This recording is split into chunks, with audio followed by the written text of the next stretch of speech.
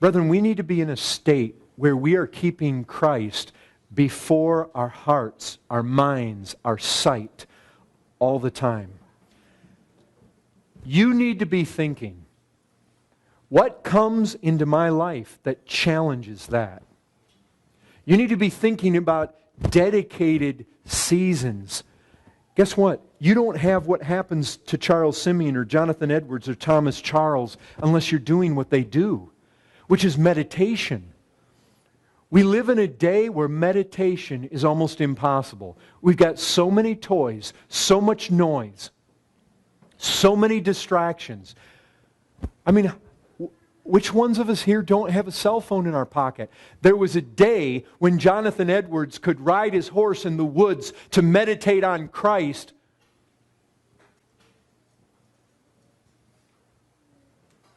And the phone wouldn't ring.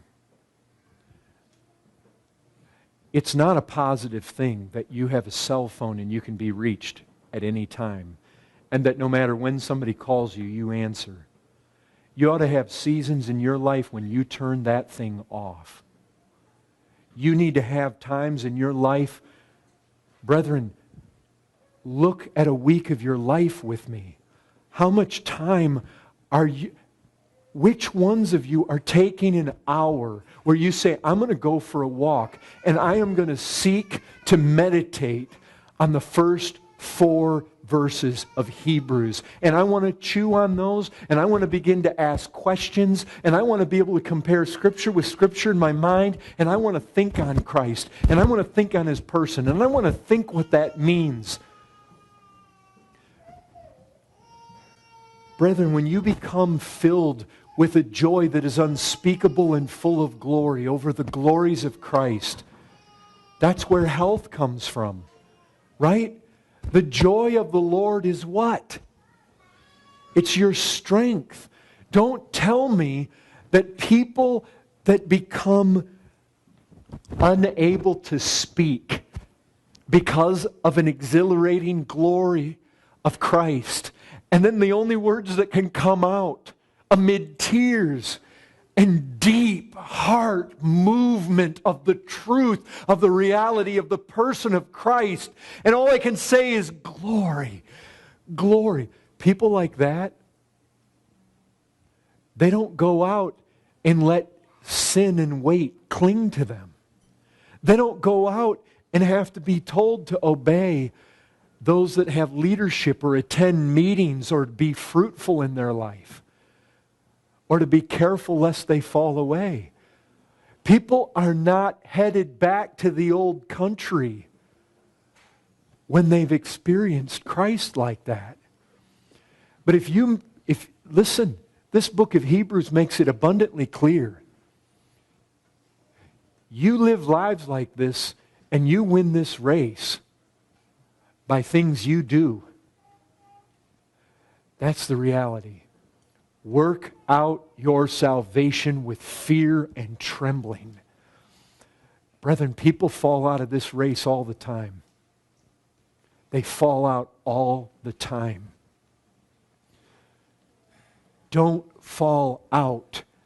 There are strong encouragements to hold fast, brethren. You've got to give yourself to filling your mind, your heart, your faith, your knowledge with Christ. It has to be a priority. If you've got time to play video games and to be on your computer and to be on Facebook and to be writing emails and to be text messaging and to be searching and sifting every conceivable thing, brethren, wait. Remember what wait is. You say, but I'm looking at sermons. Brethren, a sermon on the internet can become weight if you're not taking time to be with Christ alone, meditating on His glories, not having somebody else regurgitate the whole thing for you all the time. You need to be there in the Word for yourself. You need to be praying and walking with Christ for yourself, not being spoon-fed everything. It doesn't matter. You say, well, I watched 3 Paul Washer sermons last night. Brethren, that cannot make up for this. These men found glory by themselves with Christ, meditating in the Word. Yes, those things may be good, but they can become weight.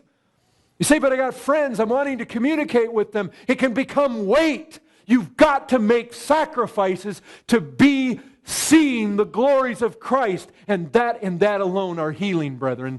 There is no other healing mechanism in the Christian life but Christ, and intimacy and glory and beholding and laying hold and being swept away and filled with joy. There is no substitute at all.